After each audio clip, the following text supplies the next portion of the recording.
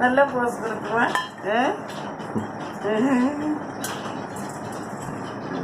விடமா தக்காளி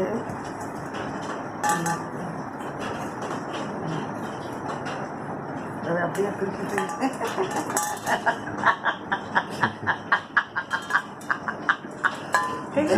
நெட்ல போட்டு விட்டுரு. ஜானு என்னமா பண்றீங்க? அறிவாளி அறிவாளி ஜானு.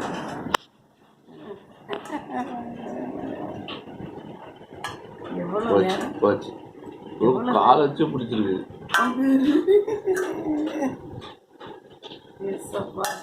அது அப்ப அப்படியே தூக்கிட்டு வரணும்.